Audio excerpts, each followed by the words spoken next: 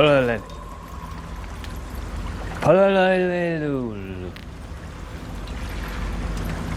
Parley, parsnip, sleep, partner. Parley? That's the one. Parley! Damn to the depths whatever mutton they thought of Parley. That would be the French. Hey there Retro Games fans, this is Andy C from Pieces of 8-Bit. Today I just wanted to do a little bit of a retrospective of the last 12 months, just to talk to you a little bit about what's been going on in 2024. I've set myself a little bit of a challenge, so to try and make it a bit more fun and a bit more interesting, and also a little bit more punchy. As many of you know, I do tend to make quite long videos, and I make no apologies for that.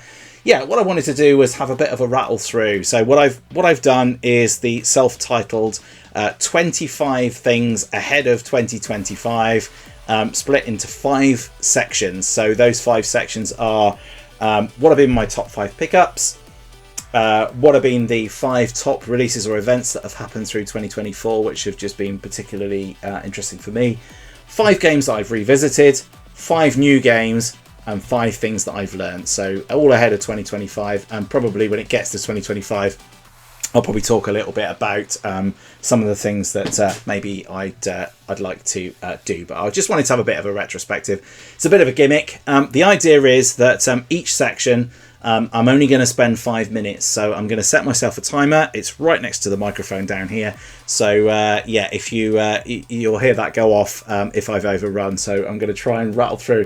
This is going to be so difficult, and I might live to regret this. I say this a lot. I might live to regret this because 5 minutes on some of the things that I've picked up really isn't long at all. And I've already spoken too long in just this introduction bit. So yeah, bear with me. Let's dive into the first section, which is pickups. I'm going to just do a quick intro, and then I'll rattle through them. I'll start the timer and I'll rattle through my 5 top pickups for 2024.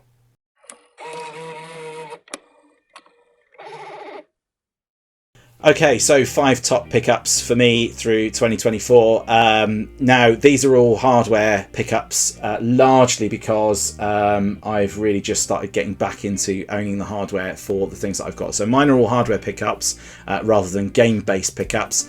So yeah, let's dive straight in. So I'm going to hit the timer. You will hear it. I promise. It's down here. You will hear it if it goes off if I overrun. So, whew, right, breathe, ready to go. Here we go. Here's the timer. All right, so my 5 minutes have started. So my top 5 pickups, and they're in no order because I haven't got time to put it in any order. First one, some of you may find this somewhat surprising. This was a somewhat of a maligned console back in the day, but this is my newly acquired Sega Game Gear. I picked this up probably about 3 or 4 months ago. It was an eBay purchase. I managed to find one in immaculate condition that was working really, really well. I absolutely love the Game Gear. I've bought a USB power adapter for it. So the big complaint with these was always that the battery life was a bit rubbish compared to likes of the Game Boy. But there's some fantastic games on here. I've got quite a few games for it. Obviously Sonic 1 and 2. But this is, let's face it, this is basically a handheld Master System. So what is there not to love? So that was my number 1 pickup. Just pop that down. Oh, I am running out of time so quickly. Okay, number 2. And like I said, in no particular order. So this is a modern pickup. This is the ROG Ally X. You may have seen the review that I did for this. I love this piece of kit. It's a particularly versatile machine. It's a full-blown Windows PC in your pocket. I took it on holiday with me. I've used it as a media player. I use it to play retro games. I use it to play modern games. It's so versatile, and it's such a lovely piece of kit. Quite a pricey piece of kit, I'll warrant, but I just love the power that this gives you in a handheld. And the new improved ROG Ally X is a much better prospect than the original one because it just has that better battery life. And coupled with a Xbox Live subscription, then this really is a fantastic piece of kit. I apologise that I am getting the reflection on there. So that's number 2. Number three. Okay, I'm going to pick this. Now, I've only just bought this, as many of you know. This is the newly released The Spectrum. And it's a bit of a spoiler for the video that I'm going to do when I talk about living with it for a month, because I've had it for a couple of weeks now, well, a week and a half maybe. Oh man, I adore this thing. It's so good. It's so beautifully built. I've really enjoyed playing Spectrum games on it again. I just thought that a lot of Spectrum games, I kind of wrote them off as a, you know, they're back in the 80s. They're just not going to play well in 2024. But there are some really innovative games on here that I've just absolutely loved playing. Some I've never played before and I've gone back to. Some that I've played. I played all the way through Fantasy Island Dizzy on here. I played the entire game, even though I have a much better version on the Amiga and PC. So this is just lovely. I love the attention to detail. It really is a beautifully authentic recreation. So yeah, so far this is absolutely a winner. And if you can find one, because they are out of stock everywhere, and you remember these, definitely worth getting. So yeah, it took a little over a minute on that one, so I've got to start rushing through. Okay, this one. So this is actually my original launch PS2. So why is it in a pickup? Well, actually, some time ago, just before I bought the when I bought the PS3, I donated this to my wife's family, and it was largely sat in a box, but we did used to play Buzz on it. We had a great memories of playing Buzz on this as a family. It was lovely, and it's kind of sat idle. So when I started my channel, I asked if it would be possible to have it back, because it wasn't really doing anything, and I have loved having my PlayStation 2 back. This is just one of my absolute favourites. It's a joy. There's so many games that I love on this. It's got such good memories, and it was the first brand new console that I actually bought with my own money way back in 2000. So yeah, an absolutely brilliant piece of equipment, something I really love, and I'm so pleased to have it back. So I'm counting it as a pickup. Sorry, not sorry. But yeah, great to have that back. Okay, now I have 54 seconds to do my last one, and this is the newly refurbished Amiga 500. So this was fixed by Retro Repair Bear. This belonged to my father-in-law, found it in my mother-in-law's loft, and adopted it and got it repaired, and Retro Repair did an amazing job. This, for me, the A500 holds so many wonderful memories for gaming in the 90s. I spent so much time playing on my friend's Amiga, and it is such a fantastic machine, and when you compare it to its contemporaries at the time, so much more capable. I mean, this was 1989, or this particular one's 1991, but a fantastic machine. Fitted it with a Gotek, so I've got loads of games on there. It has been an absolute joy to get back to that. I have 7 seconds left, so I'm not going to talk about it anymore. That is the Amiga 500 Plus, and that is my final favourite pickup, and here's the alarm. See, I told you there would be an alarm. But you're all thinking, no, he's just going to carry on talking and that's going to be that. But yeah, right. So there we go. So those are my top 5 pickups for 2024. I have picked up a lot of stuff this year, including some stuff from AliExpress, random stuff, but also loads of consoles and games and other bits and pieces. And I wouldn't even necessarily cast myself as a collector. So yeah, great year for pickups. I said 5 minutes. I did my pickups in 5 minutes. I'm not going to whitter on anymore. Let's get into the next section. I'm going to talk to you a little bit about my top 5 releases and events from this year.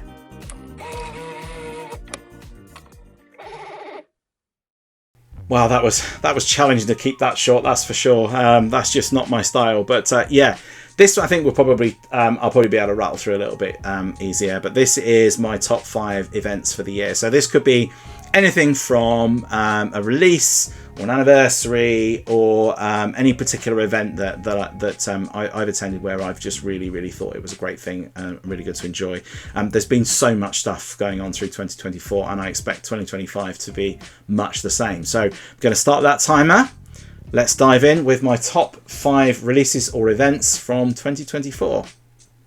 So I'm just looking at my notes across there, so my little glance. Number 1 for me, I think, and again, not in any particular order, right back at the beginning of my YouTube channel, I went to an event up in Wolverhampton called Retro Revival, Game Not Over. And it's the first time I've been to an event like that, and it's basically a load of traders there. There was loads of LAN gaming, huge load of arcade machines to play on. I played to get in there, paid to get in, took the kids up there. Had an absolutely fantastic time. The event hadn't run since before COVID, so it was amazing to see it back. Not that I'd been before anyway, but I absolutely loved it. Amazing community, fantastic event, and ultimately a really, really good day. So I hope that we see a return of that next year. So that was Retro Revival at number 1. Number 2, I think probably, and this might be a bit of a cheat, really, because I've already said that I loved having the Spectrum as one of my pickups for this year, but also just the actual release of that. I was waiting for so long for the Spectrum to come out. I've been waiting for other things as well this year. I've been waiting for the Evercade, which I was really, really excited about. But for me, the big release event of the year was a console or a machine that was inspired. Well, that is a reinvention of something that's over 40 years old. So yeah, I mean, obviously the ROG Ally X came out this year, but for me, it was all about the Specky. So that was the big release for me. Absolutely loved getting my hands on that, and that was just one of my favourite unboxing events. Just seeing that thing sitting in there with its rubber keys, it was absolutely brilliant. So that was number 2. Number 3, I was losing track then. Number 3 was the Game On event that I went to up in Edinburgh. So I did a road trip, which you'll see in my channel if you go and have a hunt for it. I think it's road trip number 2, maybe. Yeah, we went up to Edinburgh for the weekend. Went up to actually watch a sporting event, but ended up going into Edinburgh for the day, and a fantastic day. And went to this event that was running at the National Museum of Scotland called Game On, which sadly is now just finished. There is one down at the similar sort of event down at the Science Museum down in London, which I'm probably going to try and do a road trip to early next year. But absolutely loved Game On. It was brilliant. It was a really good walkthrough of history of gaming from right back in its early days, even back as far as the 1960s, right up to the modern day. And with a heavy influence on Scottish influence on gaming, so DMA Design, who started the Grand Theft Auto series. So it was just a really, really good day out. I really, really enjoyed it. It was some great time with my son, and great to walk down memory lane and see some of that old tech. So that was that. That was number 3. Number 2 was the 30th anniversary of the PlayStation 1. So yeah, that has been obviously you saw my month with PlayStation event. That has been really, really cool to do, and I loved having the PlayStation 1 back in the living room. I've loved the stuff that Sony's been doing for the 30th anniversary event. I can't quite believe it's been 30 years, but it's a significant anniversary for something that is so influential in the gaming industry, something that's just been so big, so amazing, and so influential in how we play games nowadays. So great to see that reaching its 30th birthday, and great to see that the Sony consoles are still going strongly. So and my 5th pick was probably more of wasn't really an event, because it's just something I went and did, but you probably saw the road trip that I went to spend at Milton Keynes, yeah, it was an event for me, so that's why I'm sort of putting it in my pick there, really. So it was another road trip event. I went to Pixel Bunker, which was the highlight of the event, an amazing venue. Really, really great fun to go there and play on all those old consoles and old arcade machines. We spent some time in the Sci-Fi Museum. We spent some time at Bletchley Park looking at the code-breaking history, and we spent some time at the National Computing Museum.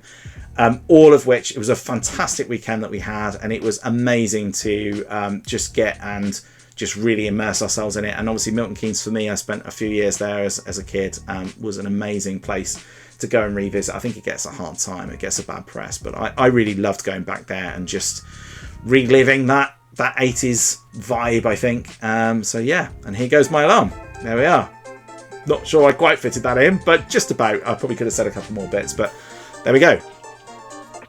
So that was my releases and events from 2024. No doubt there will be plenty of things coming up in 2025. Games, consoles. I'm looking forward to Nintendo making an announcement. I think that's going to happen next year. We're probably going to get a bit closer to a date for GTA 6, which will also be really significant. So some big, exciting things coming next year. So very much looking forward to all of that. So let's pop on to the next section. I'm going to talk to you a bit about some revisited games.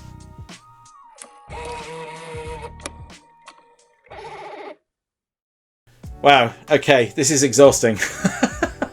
I'm doing this all in one go. I'm like literally pressing pause, checking I've got everything where it needs to be, and then 10 seconds straight back into it, because I think it's much more natural if I do it that way, but by goodness, it's tiring.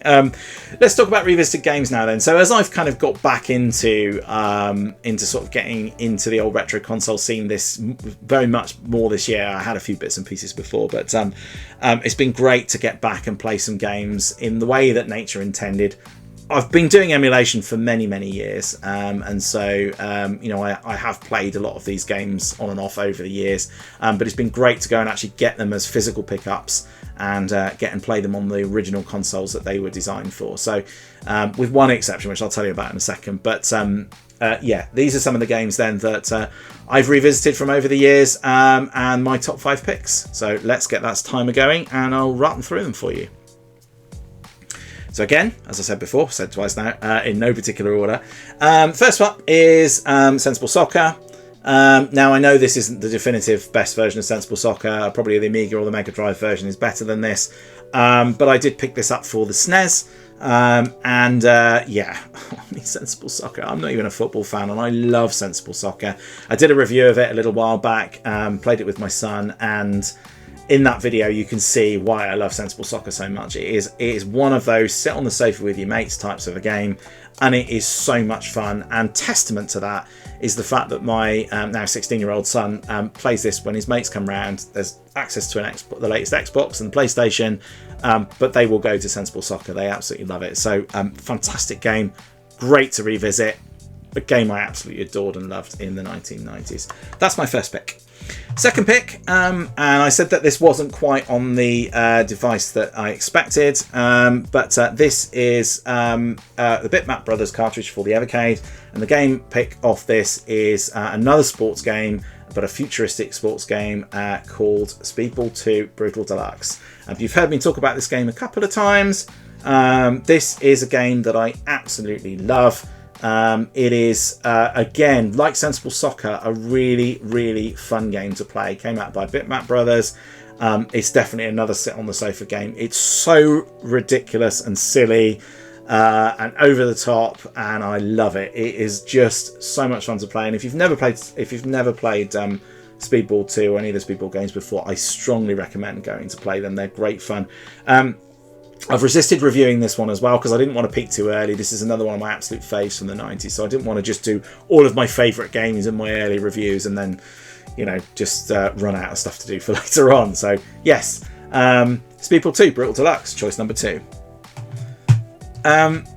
So what could have been one of my favourite pickups this year was actually the GameCube. So I picked up another GameCube. I owned a GameCube before, I had loads of games on it.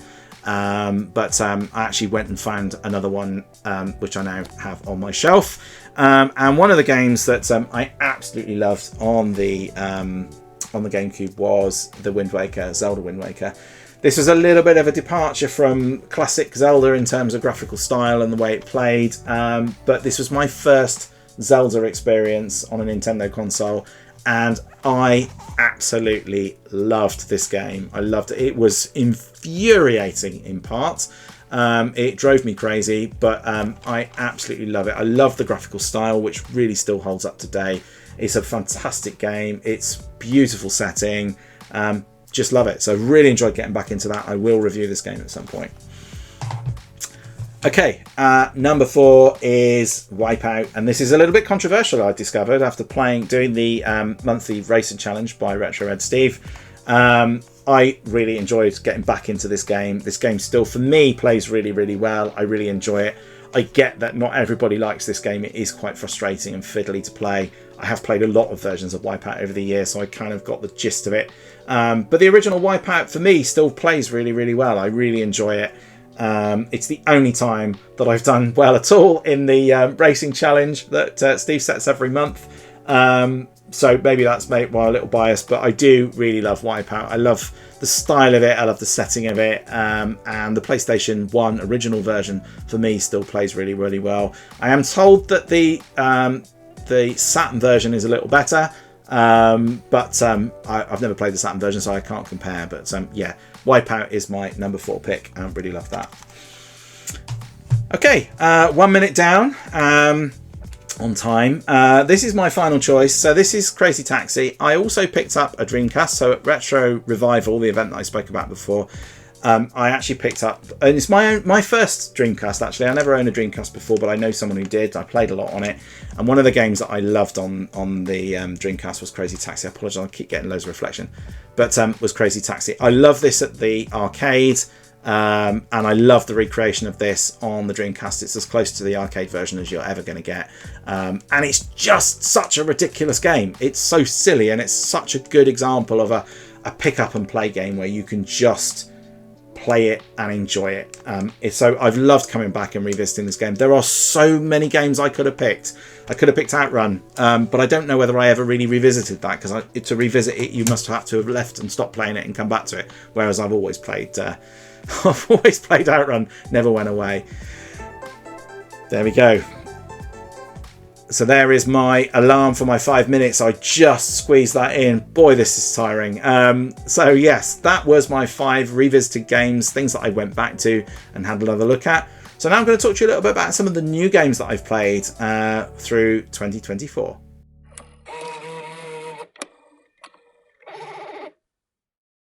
Okay, so rules for new games is that they have to be new for me. So they don't necessarily have to be brand new games, the latest and greatest. They might just be new games for me. So one thing I would say is that I'm definitely not a gaming collector. I've seen some game collections out there, and my gaming collection is paltry, to say the least.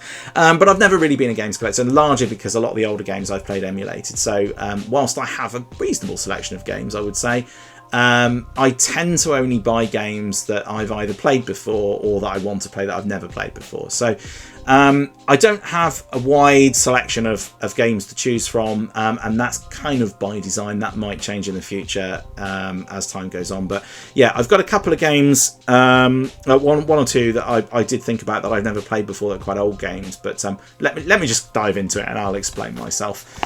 So let's head into the new games that I've played through 2024, which I've enjoyed the most. I'll hit that timer.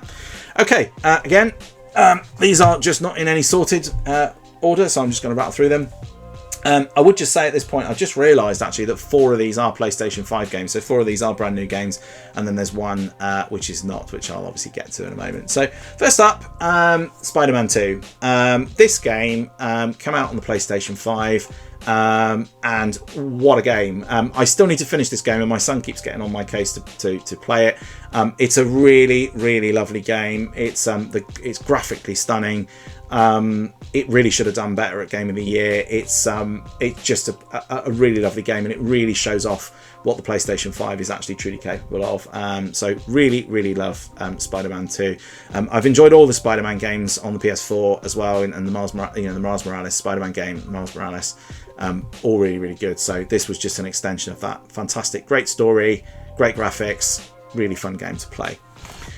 Number 2, for me, this is the 2024 game. I think it'd come out a little before that, but this is Gran Turismo 7. The reason why I've really enjoyed this year is because of the PSVR coming out. I should have had that in my events, actually. I should have had the PSVR 2 coming out in my events. Oh, well, it's too late now. I didn't say it. But I've enjoyed... I also picked up a G29 Logitech wheel, and I play this in VR, and it is great fun. It's Gran Turismo, right? You know what you're going to get. It's fantastic, beautiful graphics, great attention to detail, great selection of cars. Is it the best Gran Turismo game there's been? I don't know. I'm going to do a series on the Gran Turismo games probably next year, running from 1 through to 7, maybe picking up the odd prologue along the way. But it's really, I mean, it's the prettiest looking Gran Turismo. They always look pretty, but this is certainly up there. So Gran Turismo, I've really enjoyed playing that this year. New for me in 2024. Okay, the next pick is going to be a little on the controversial side because a lot of people have fallen out of love with this series. This is Assassin's Creed Mirage. So there is, I think there's is there a new Assassin's Creed, or did I just imagine that? But anyway, this is Assassin's Creed Mirage. I love the original Assassin's Creed series, the Ezio Auditore series, basically number 2 and onwards. I love the first one just because of what it showed what was possible. Number 2 was basically one of the best games I've ever played. Really loved it. And then I think Ubisoft lost their way, and they had a couple of hits, and I was utterly disappointed by the Vikings, the Valhalla one. I really wanted that to be good. I thought that was going to be such a good setting for Assassin's Creed. But Mirage I really enjoyed. I thought it was a real return to form for Assassin's Creed. It's not particularly innovative in any way, but it is really, really, again, really stunning graphics. I like the story. I like the setting and the gameplay, and I played all the way through this, and I really loved it. A really good balance. So, fantastic game. Definitely recommend it if you're an Assassin's Creed fan and you've been a little bit put off. This is, I think, a return to form for them. Okay, that was a little longer than planned, so I'm going to have to rattle through these next two quite quickly. Silent Hill 2 is my next new one. Played the original Silent Hill 2 on the PlayStation 2 back in the day. Scared the living bejesus out of me. This one is even more scary. So I love this. I am currently playing through it at the moment, so I've got a long way to go. I can only play it in small doses because it's absolutely terrifying. It makes me jump all the time. It's got that sort of spooky vibe to it that the original had, and it is just a really, really nice recreation. They've done a really good job bringing this back to life and bringing it to 2024. If you didn't know about the original Silent Hill, you would just think this was a game made in 2024. It's a lovely, lovely recreation. Fantastic game. Really enjoying it. Scares the what's-its out of me. So yeah, beware. Okay, I caught up a little bit of time then. I rattled through that one. Last up then is an older game, in fact, and a surprising one, because I've played a lot of stuff this year. For me, the most surprising game that I've played this year, I think probably, is this, Project Gotham Racing on the Xbox. Now, as you know, and I won't go into the details, I never owned an Xbox before. I wrote it off. It just wasn't something that I got into. But I picked up an Xbox, an original Xbox, and I picked up Project Gotham Racing. And I've really enjoyed it. It's a really good racing game. So this has been like more of a surprisingly good game. I didn't expect much from it, probably wrongly. But yeah, this is a game I'd never ever played before. I'd never seen before. Yeah, as a racer, I really enjoy this game. It's a really, really fun game, and I definitely recommend going to check it out if you've not played it before, because you will be pleasantly surprised. So there we go. With 3 seconds to spare, those are my new games. Here we go. There's my timer. Those are my new gameplays for 2024. So hopefully that was interesting for you. So, right, let's get on to the last section. Then maybe this is the way to do videos in the future. You know, like you're all getting bored of my 45-minute videos. Maybe this is the way to go. You know, just have little 5-minute sections with a timer and make myself keep it short. So yeah, let's dive into the next section, and I'm going to talk to you a little bit about the things that I've learned in 2024.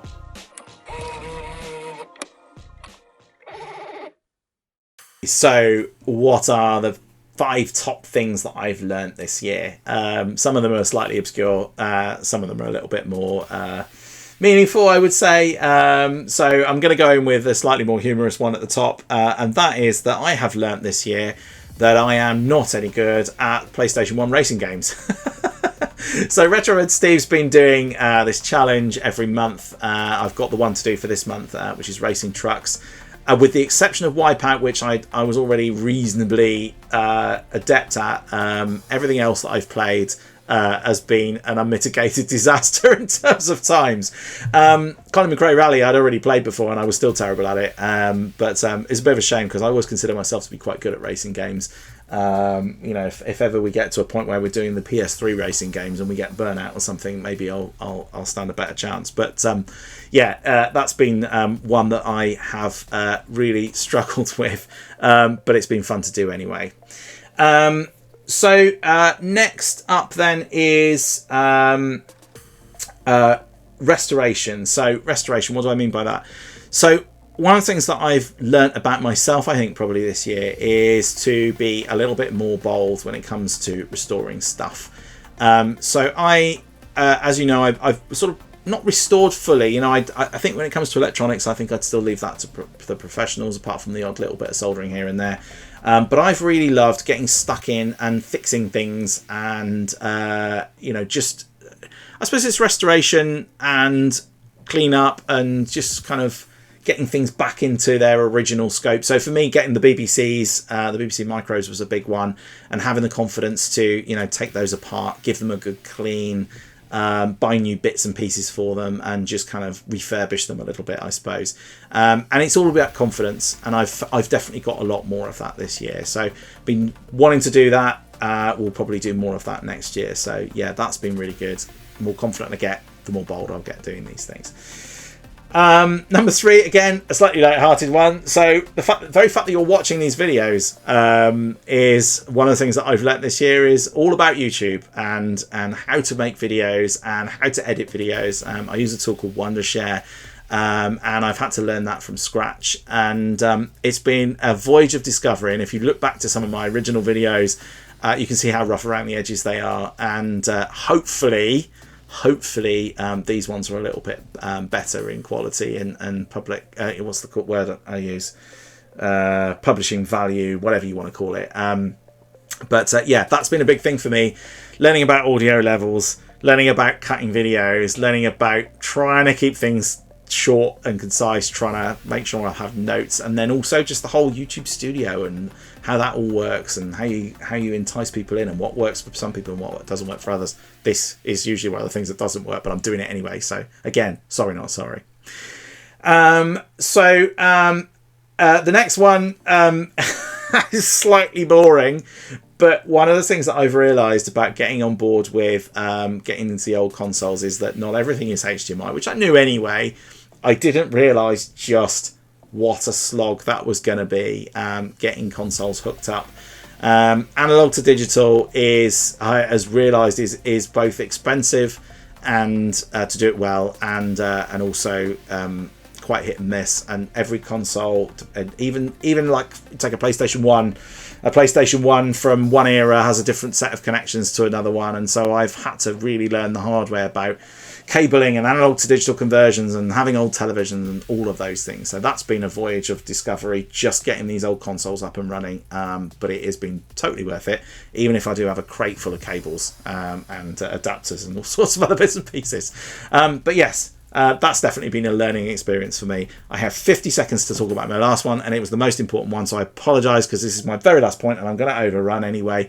For me, the biggest thing I've learnt this year is about the community, the YouTube community around the retro scene. So whether you're a collector, a gamer, someone who does restoration, emulation, whatever it happens to be, there is an insanely amazing community of people that I've got to meet over these last 8 or 9 months that I've been doing this channel, and I've really loved it. It's been amazing to meet other people, many of whom are a similar age to me, who've got such interesting things to talk about, amazing pickups and collections.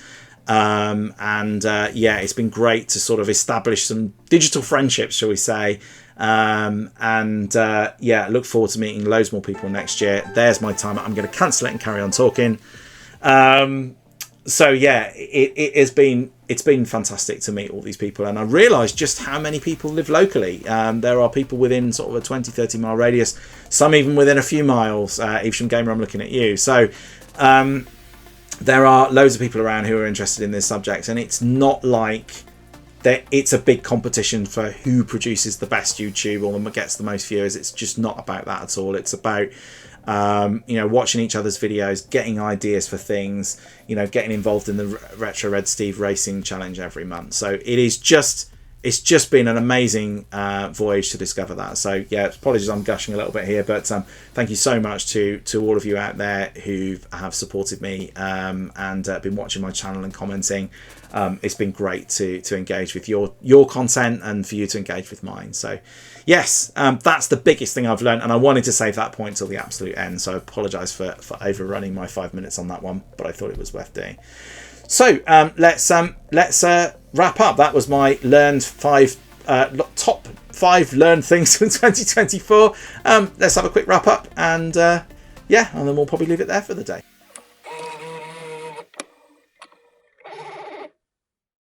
So there you go, that was my 2024 retrospective. I hope that was interesting. It was quite exhausting trying to get everything squeezed into well, essentially 25 minutes of content with some bits around the edges. So, but I enjoyed doing it. It was cathartic, and yeah, I enjoyed sort of reflecting back on what sort of things I've been up to. And every minute that goes by after I've done it, I'm thinking of other things that I should have said or added. But you know, that's the nature of it. I want it to be quite quick fire. Now, I mentioned the community before. Now, out there in the community, if you feel like doing a bit of a retrospective video yourself, please do a video response if you fancy to this format, or whatever you like. I'd love to hear what things you've been up to, what sort of things have been your highlights through 2024. It's been quite the year, and yeah, lots of releases and lots of things going on. So yeah, really keen to hear what you got to say. Retro Bear, Retro Red Steve, Asian Gamer, to name a few. Looking at you guys, I probably engage with you more than most on YouTube, so I'd love to hear what your highlights are. I know for Retro Bear, it's almost certainly going to be that trip up to Scotland for that 24-hour charity gaming marathon. That's got to be in there. But yeah, love to hear what your thoughts are on all of those things. So yeah, that's the retrospective for the year. Yeah, love to hear your thoughts. Please do let me know. What's coming up in the channel? We've got a few things ongoing. So obviously we've got our Lego build, which is continuing throughout December. That's the Home Alone build, and my whole family's getting involved in that every day. We're going to post another little sped up video of the next sort of part of the build. At the end of all of that, I'll put it all together in one long video for those of you who are interested. But there's some nice little Christmas tunes. I think I've picked some nice little Christmas tunes that go in there as well. For copyright reasons, probably some that you've not heard of before, but some nice little tunes to listen along to. So they're just a couple of minutes each. So if you fancy a little bit of a distraction, please go check those out. Probably going to do another game review before the year is out. I'm thinking I might actually review Home Alone the game, just in keeping with the theme. Not a game I think I've played it, but not a lot. So I'm going to go and have a look at that, and then I'll decide if I think that's worth a little review at the end of the year. Then we'll have our month with for the Spectrum early next year. So keep an eye open, obviously, for that as well. And by the way, I haven't picked a console for January yet. So if any of you got any thoughts on what console you'd like me to live with, and it could be a handheld or a old console or a new console of some description, let me know what your thoughts are and why you might think that might be quite a good thing to do, and I'll give it some thought. So yeah, so all of that coming up. Like I mentioned, you know, I've got lots of exciting things coming up for 2025 as well. I mentioned some more Lego builds, obviously lots more game reviewing. Going to be collecting a lot more, trying to catalogue all the games I've got, because every time I go into CEX and places like that, I can't remember what I actually own and what I don't. So trying to catalogue all of that, and that'll enable me to do some more game reviews and pick some more games up through next year. So loads of things, and yeah, got some thoughts on some road trip events as well that I want to do, and hopefully get back to another retro revival style event as well, at least one, and some markets, all sorts of things. So loads of exciting things coming up for next year. So that's all coming up. Then in terms of this video, then that's pretty much it. So I just wanted to say, as it's a retrospective video, thank you so much for all of your support and subscriptions and your viewing hours and attention over this last year. And I say last year, it's only really been 8 months for me. It's been quite the journey. I've really enjoyed doing it, and I've loved the engagement I've heard from members of the community and everybody else out there, and your memories and thoughts about some of the retro stuff we've been doing and your ideas. It's been amazing to hear, so please keep that all coming. Thank you so much for engaging. For those of you who haven't subscribed, if you are enjoying these videos, please just hit that like and that subscribe button. I really do appreciate your support on that, and it just really helps me just to keep things motivated in my mind. So yeah, so that's it. And I'll probably say this if I do another video before the year is out. I will just say this again, but I'm going to say it now in case this is the last video you see. But please do enjoy the festive break. Whatever you're celebrating, however you're celebrating, whoever you're celebrating it with, I hope that you have a peaceful and restful period. Join me again in 2025 for more of the same. Oh, I say more of the same. More of the same sort of content, but different content, obviously. I don't want it to be that boring. Yeah, do really appreciate your support. So thank you so much. And yeah, I'll see you in the new year. So until then, take care of yourselves. Bye for now.